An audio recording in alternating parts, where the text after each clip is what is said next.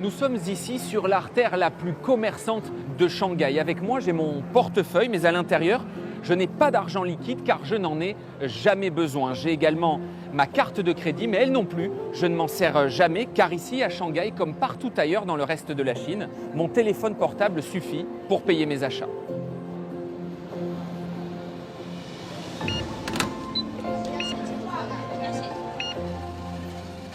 Le paiement mobile s'est tellement imposé dans le pays que d'après certains experts, l'argent liquide pourrait avoir totalement disparu en Chine d'ici 2030. À Shanghai, les consommateurs n'y voient que des avantages. C'est plus pratique et plus rapide.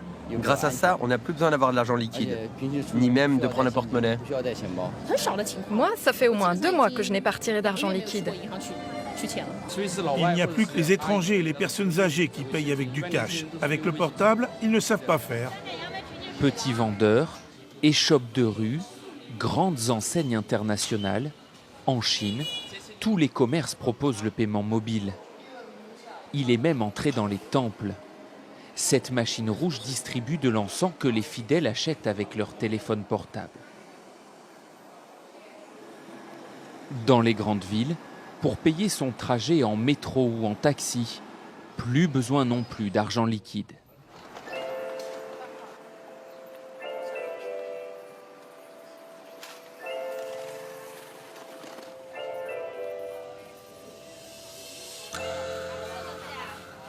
En Chine, le paiement mobile peut prendre 2 formes. Soit je scanne ce code QR mis à disposition par le vendeur, soit c'est le vendeur qui scanne ce code situé sur mon téléphone portable. Dans les 2 cas, l'argent sort directement de mon compte en banque pour aller sur celui du commerçant.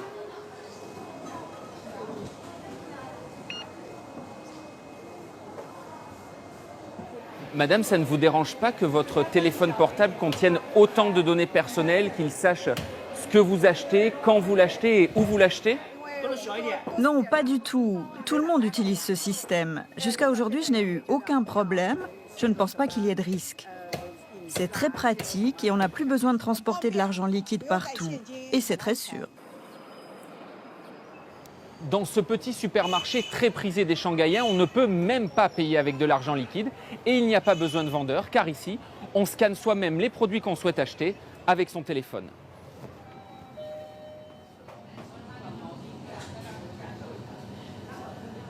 Zheng Tsai, un Shanghaïen de 36 ans, vient faire ses courses ici pour la première fois et il n'a avec lui que son téléphone portable. Il est conquis. Je n'ai pas besoin de faire la queue, donc je n'attends pas. Je peux payer moi-même, c'est rapide et pratique. Est-ce que vous pensez que dans le futur, on trouvera de plus en plus de magasins comme celui-ci ? Bien sûr, la main-d'œuvre va coûter de plus en plus cher, donc le paiement automatique sans caissière va devenir de plus en plus populaire. Et est-ce que c'est une bonne chose ? Oui, car on ne perd plus de temps dans la file d'attente. Le seul problème qui pourrait se poser, c'est si le compte n'est pas vraiment sécurisé. Il peut y avoir des voleurs. En Chine, il y a 2 applications qui se partagent le marché. WeChat du groupe Tencent et Alipay du groupe Alibaba. 2 mastodontes qui ne se contentent aujourd'hui plus seulement du paiement mobile. Ils veulent aussi développer le paiement par reconnaissance faciale. Dans ce supermarché, les visages ont remplacé les porte-monnaies et les portables. Cette cliente ne règle ses courses plus qu'avec la reconnaissance faciale. Madame, vous venez de payer avec votre visage, qu'est-ce que vous en pensez ? C'est très pratique. On ne se trompe jamais sur la somme que l'on doit donner puisqu'on n'a pas d'argent à sortir. Votre téléphone portable contient déjà énormément de vos données personnelles et maintenant votre visage lui aussi est enregistré, ça ne vous pose pas de problème ? Jusqu'à présent, je n'ai pas eu de problème. Ce système nous rend surtout la vie plus facile. Donc non, ça ne me gêne pas. Je ne me préoccupe pas de ça. Dans le pays, la population vit déjà sous le regard inquisiteur des caméras. Il y en a près de 200 millions en Chine.